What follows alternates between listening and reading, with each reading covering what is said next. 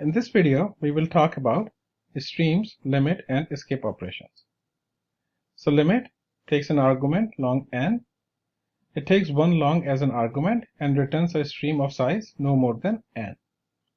Escape, it takes one long n as an argument and returns a stream after removing first n elements.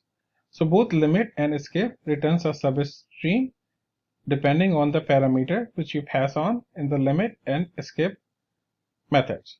So for example, in the limit, if you say that I want to get a stream of size 5, then you use the limit operation, and if you want to skip the first 5 elements of the stream from the result stream, then you use the escape operation. Now let's look into the implementation of limit and escape in IntelliJ.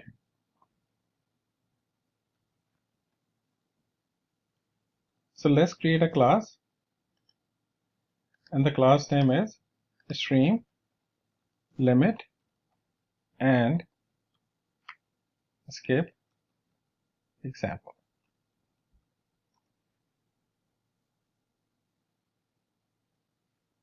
And let's create our public static void main method,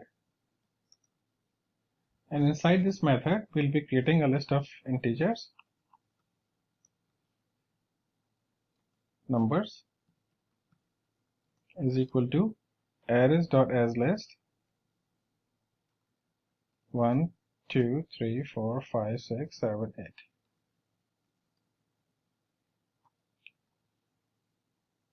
And now we'll be using the limit operator. So list limit 5 numbers is equal to numbers.stream dot limit 5 dot collectors dot toList. So it will return the first 5 elements of the stream. Now let's print out using the for loop dot for each and system dot out println. Now let's print out a separator so that when we run this program, then we can differentiate between the number of elements which are written by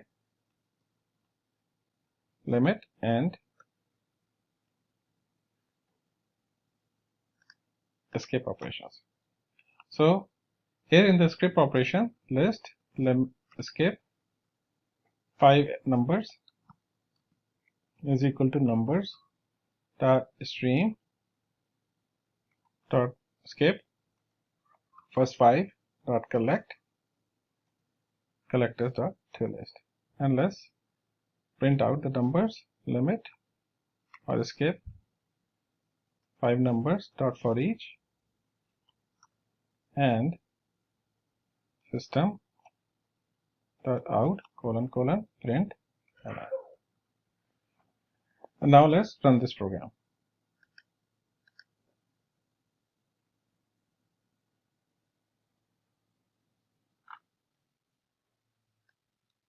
So in the first one, we were limiting it by 5.